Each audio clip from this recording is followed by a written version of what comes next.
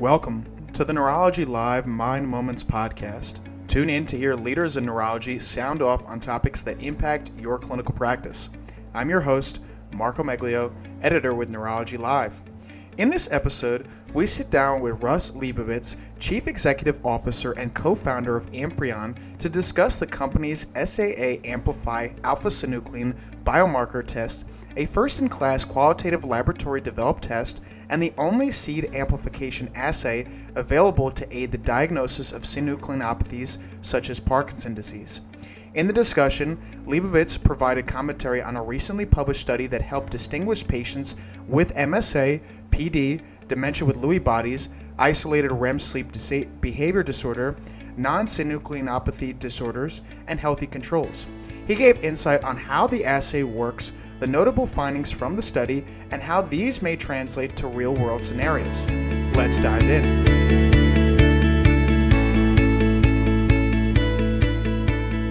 This assay looks at prion-like forms of the misfolded proteins that are actually causing and spreading the disease throughout the brain. And we believe that there's data that all of the neurodegenerative diseases, whatever their initial cause, eventually form these prion-like particles, and the way that it spreads is cell to cell, or in some cases, like synuclein, the spread seems to be predominantly through the CSF. And once you have these particles in the CSF, that is actively spreading disease. Now, the issue is that most of these prion-like particles are intracellular.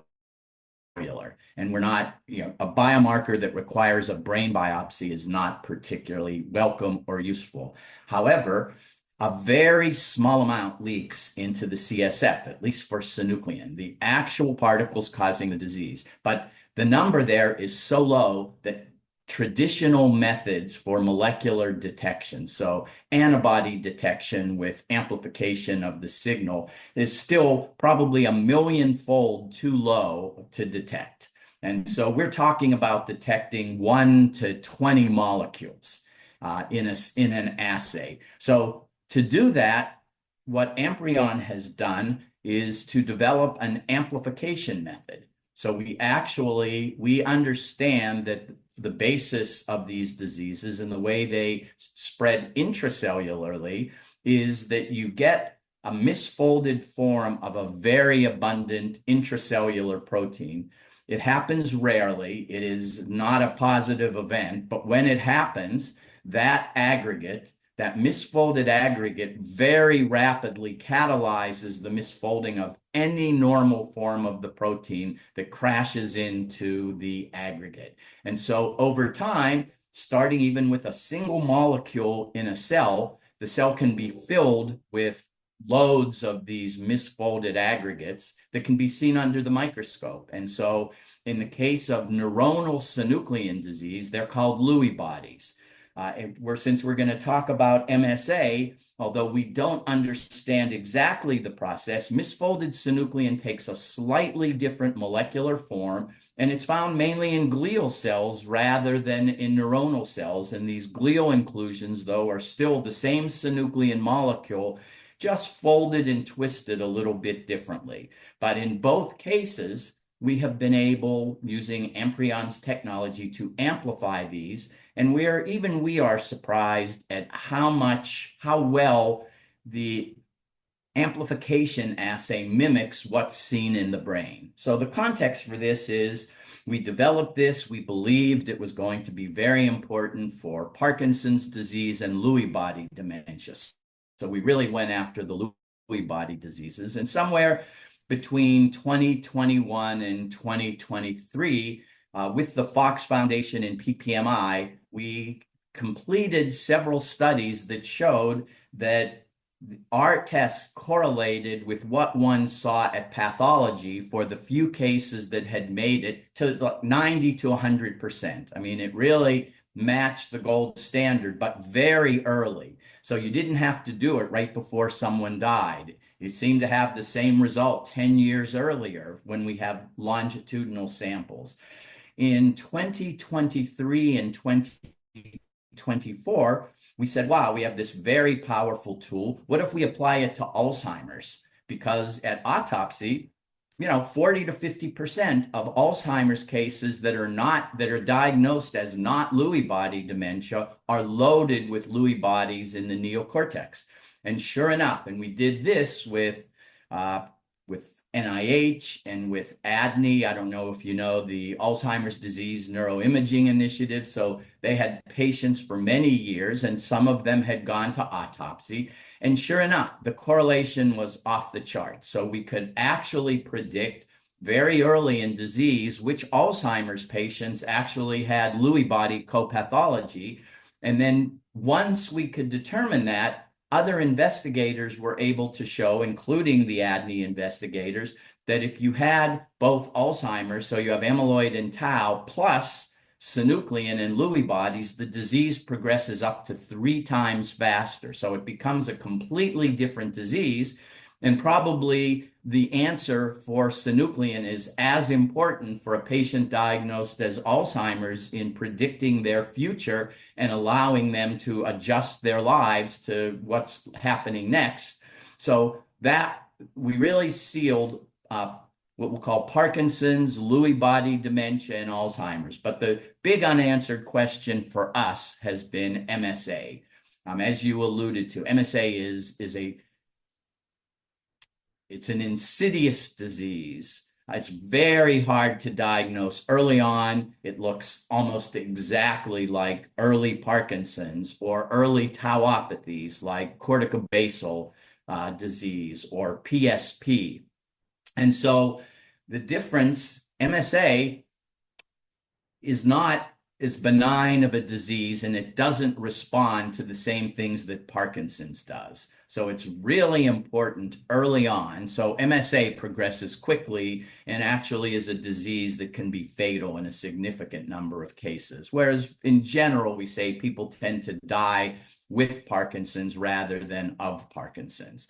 And so it is essential. And knowing that it's in different cells, the question that we have tried to ask is the molecular difference between the misfolded synuclein and MSA sufficient to distinguish in a very similar or maybe even the same assay as PD and Lewy body dementia? Could we look at all of these? And that's what this paper is about. So let's talk a little bit about the study itself. Give our audience a little bit of an overview of, just the conduct of the study as well as just some of the major top-line findings you observed. So first, this is a tour de force. It's several of the leading groups in the world, some in the US and most in Europe, who have been looking at MSA over time and collecting samples of various types. So, we're very fortunate that this includes very well characterized clinical diagnoses, plus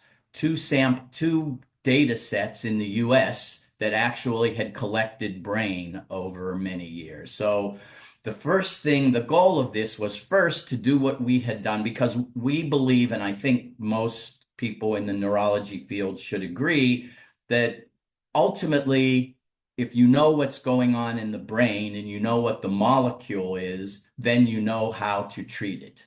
And you can treat it much more effectively. The symptoms reflect in neurology where in the brain is damaged, but the treatment has to reflect what is damaging it.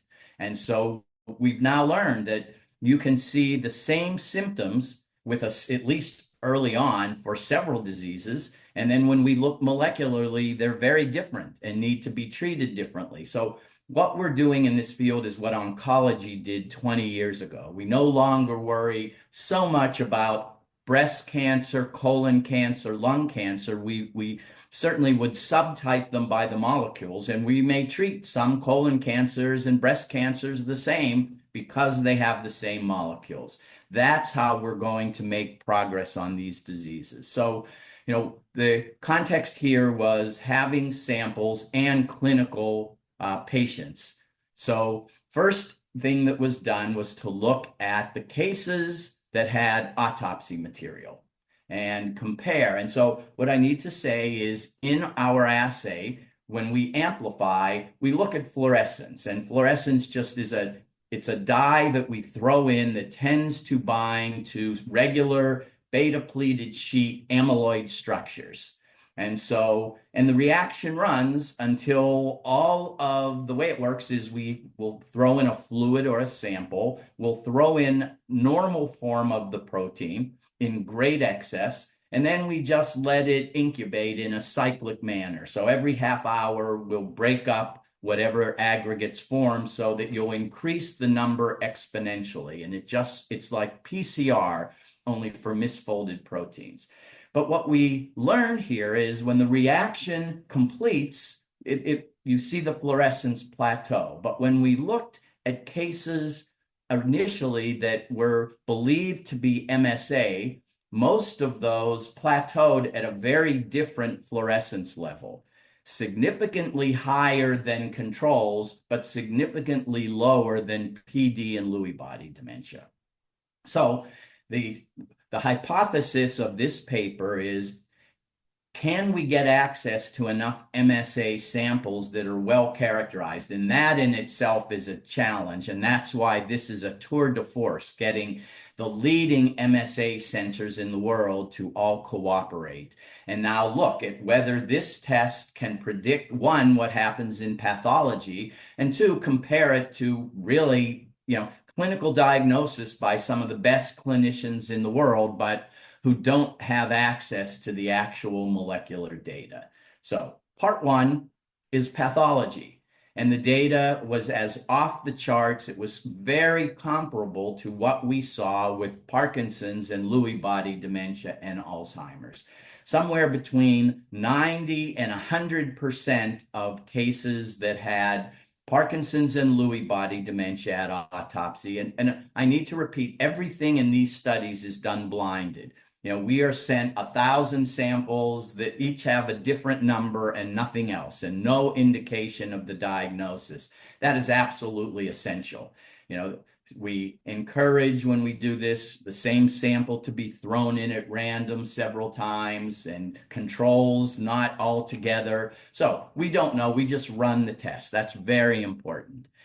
So PD and LBD cases here, again, 95% accuracy. And we expected that. But when we looked at the MSA cases, it was pretty much similar. And when we say MSA, that would be this intermediate fluorescence. So in pathology verified samples, it's off the charts. I think it was, for cases, just to summarize, if they had PD or LBD, 20 out of 21 gave a high fluorescence signal. If it was pathologically confirmed as MSA, we had 15 of those, and 14 of those 15 had the intermediate signal. I mean, that's, as good as it gets. And then when there was no disease seen pathologically, I think it was 4 out of 45 were positive. But even there, we don't know, does pathology happen first or does this signal happen first? But we'll accept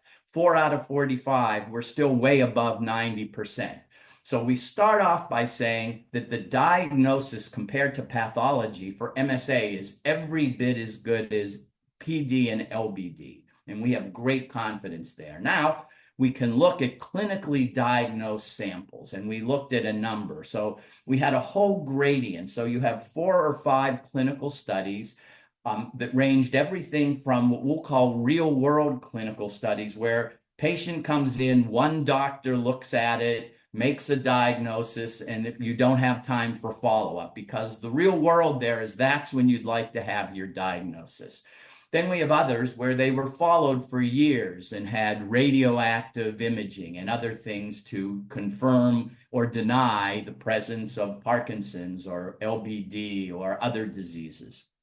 And so we found a gradient. The more patients were followed up, the more accurate the clinical diagnosis was compared to what we found, assuming now that what we see there is pretty close to the gold standard. Interestingly, in the real life clinical samples, what we saw in this study is when the doctors, and these are movement disorder specialists, these are the cream of the cream, when they call it MSA, even early, they're right by about 90%, which is pretty amazing to me. However, the specificity is not so great, meaning that it's undercalled. So it was about 68, 70% specificity, meaning that there were a lot of times when the molecular test is positive, but it was called, well, it looks like PSP or, CBD or something else, but it turns out, or Parkinson's, but it turns out to be MSA. And that's great. That helps us understand. And I will give you context that now that we have this tool, we've gone back and looked at these clinically relevant samples. And the numbers are the same for Parkinson's, Lewy body dementia, Alzheimer's, and now MSA, meaning that at early times, it is almost impossible for the best physicians in the world to get it right better than 70%. That's just molecularly, they mimic one another. They're nailing it with what part of the brain is damaged. But I think we have to open ourselves to the fact that the neurodegenerative diseases as a family are co-pathologies much more than they are pure pathologies, and that the best we can do is make a guess, and we need tools to be able to follow up, and those tools need to match the treatment. So this, to me, this is as big of a breakthrough for MSA as it was for PD and LBD. We're going to take a quick break from our conversation with Dr. Lebovitz to keep you up to date on the latest developments in neurology. Welcome to the Neurology News Minute. Here's what you may have missed since our last episode. First, on December 30th, Axsome Therapeutics announced positive top-line data from its Phase 3 ACCORD-2 and ADVANCE-2 studies highlighting AXS-05 as a treatment for Alzheimer's disease agitation. Based on these promising results, as well as 2 other studies, the company plans to submit a new drug application to the FDA for the therapy in the second half of 2025. A week later, on January 7th, the FDA gave clearance to Solid Biosciences' investigational new drug application to study SGT-212, an AAV gene therapy in patients with Friedreich ataxia. A Phase 1b first-in-human dose-finding trial featuring non-ambulatory and ambulatory adults with the disease is expected to begin in the second half of 2025. Lastly, a day later on January 8th, the FDA granted Fast Track designation to Johnson & Johnson's agent posdinemab, a tau-directed monoclonal antibody in development for the treatment of early-stage Alzheimer's. The agent is currently being investigated in a Phase 2b study dubbed Autonomy that is the first to employ a plasma biomarker as a screening tool. For more information about these stories, head to neurologylive.com, or you can check out the corresponding link in the show notes. And now, back to our conversation with Dr. Lebovitz. Russ, last couple of questions for you. Can you talk a little bit about the feasibility of this assay? Is it hard to administer? Is it easy to administer? Is there a time to kind of get to used to things? Just talk a little bit of from a clinician standpoint and what clinicians can expect from this assay. This assay and looking at misfolded proteins and amplifying them is Amprion's business. We are really good at it, probably as good as anyone in the world. But the challenges are, you have a study like this, we now know the underlying facts. But before we could administer this in a scalable manner to patients, it has to be a validated assay. It has to be a regulated assay. We know how to do that. And we're very fortunate that the assay here is just a minor modification of exactly what we do all of the time for PD and LBD. So, and it is very scalable. And so for the time being, yes, it's tricky, and we will run all of these in Amprion's laboratory because it requires special proteins for the substrate to make it work all of the time in a clinically validated manner. However, we could cover all of the MSA patients in the world very easily, and a significant number of the Parkinson's and Lewy body dementia as well. So it's scalable.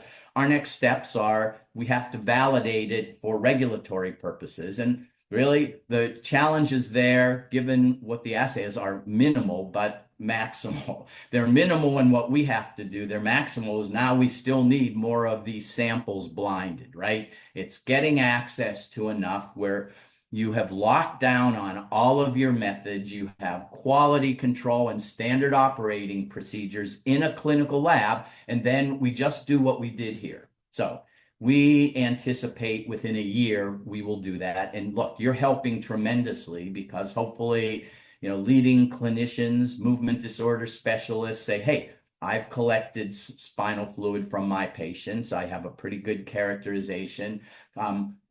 Could we do a study and can I share these in order to get this validated? And anything we publish on it, it's their study as well. But that's really the major barrier, is just now repeating it under clinically relevant and clinically required conditions. So we're very excited about being able to do this.